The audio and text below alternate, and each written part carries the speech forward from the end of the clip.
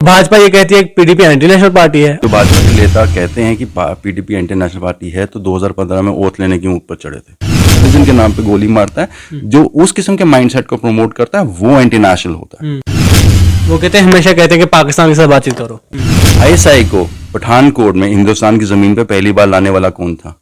BJP. इसको कहते हैं Hippocrates, hypocrisy and hypocrite. Gupta ने पीडीपी क्या सोच के ज्वाइन की? मैंने पॉलिटिक्स ज्वाइन की है मई के महीने में। अपना रोजगार चलाने के लिए सियासत में नहीं आया। बात करने की स्पेस मुझे मिली है। मैं बात करना चाहता था जम्मू के बारे में, मुझे वो परमिट करने की कोई ऐसी नहीं हुई कि मुझे को जाकर किसी से परमिशन लेकर आनी है कि साहब मैं बोल सकता नहीं। इस वक्त मेरे साथ बातचीत करने के लिए मौजूद है एडवोकेट आदित्य गुप्ता जी।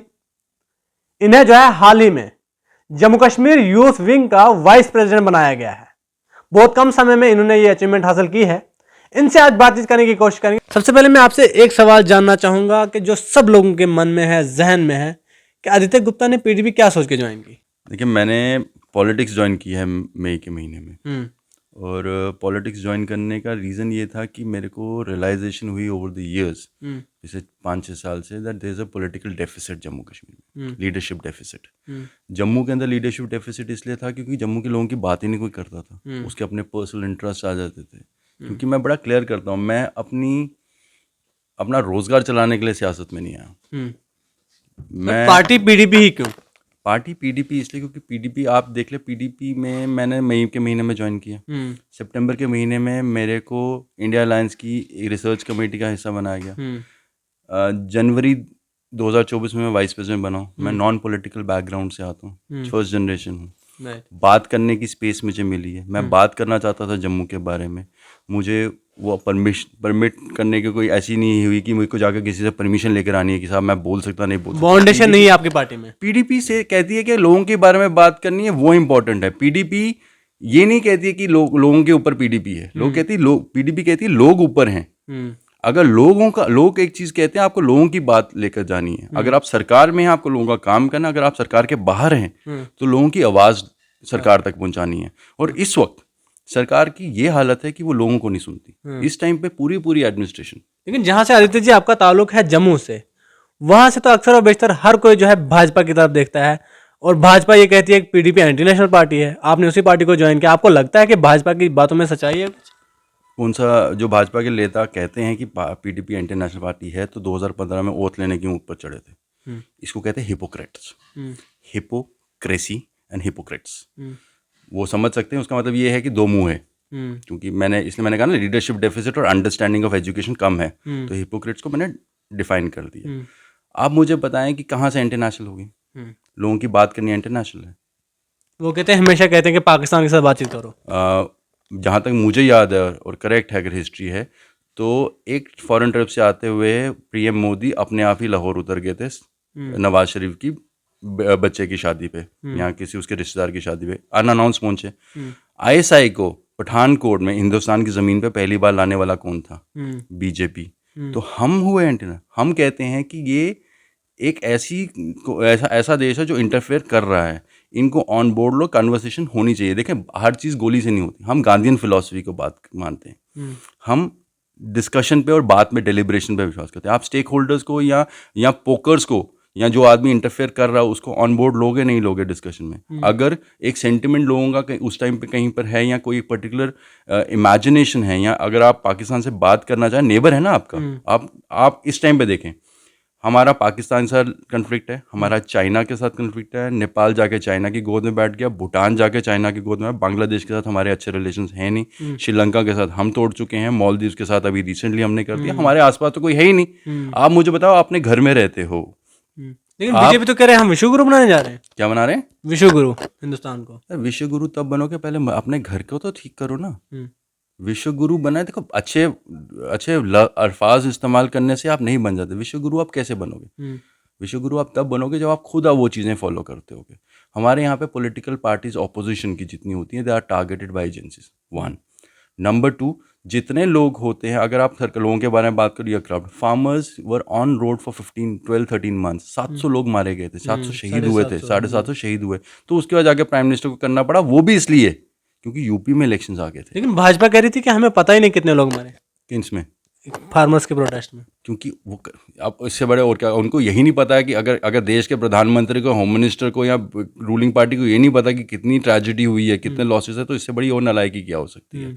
मणिपुर में भी उनके पास कोई डेटा नहीं होगा। क्या रेसलर लड़कियों के साथ जो हुआ दिल्ली में ब्रिजभूषण शरण सिंह को बचाने के लिए, क्या वो जस्टिफाइड था? नूह का इंसिडेंट, नूह में जो तबाही हुई थी, तब नूह के लोकल जाट लीडर्स ने इकट्ठे होकर उन्होंने देखा कि यह तो यार धर्म की लड़ाई लगा दी इन्होंने फॉर नो रीजन।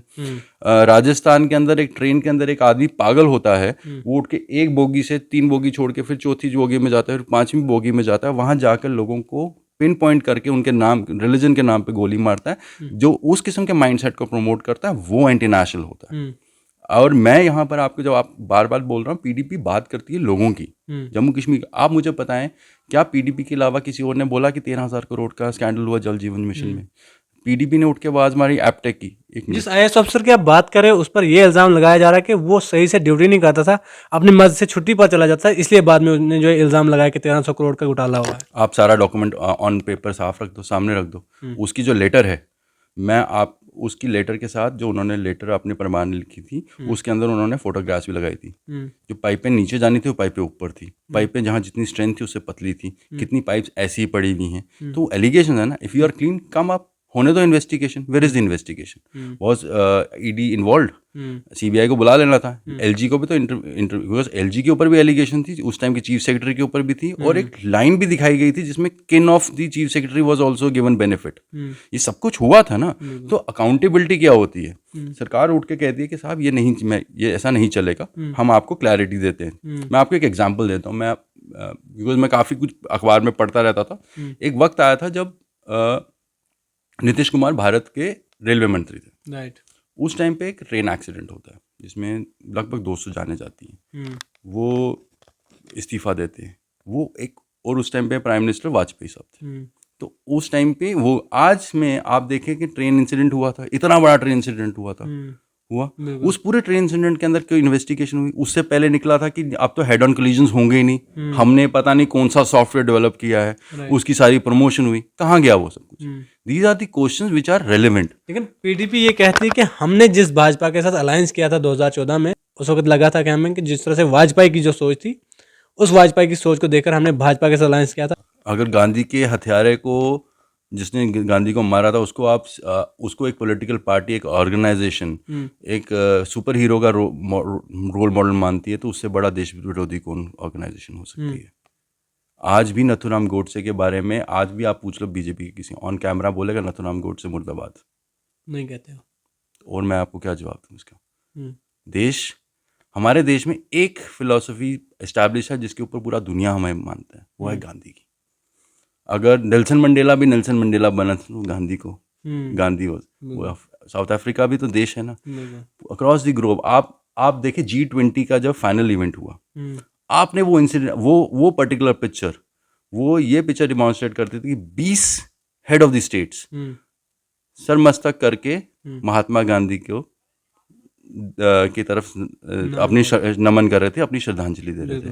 वो उससे ज्यादा पावरफुल उस आदमी को जो मार गया था, उसको आप कह रहे हो हीरो है? क्या ये कह सकते हैं बीजेपी वाले? कोई नहीं कहेंगे, बिकॉज जब आप इनसे ये बात करोगे तो तब ये आपको धर्म ले आएंगे बीच में, हिंदुस्तान पाकिस्तान ले आएंगे।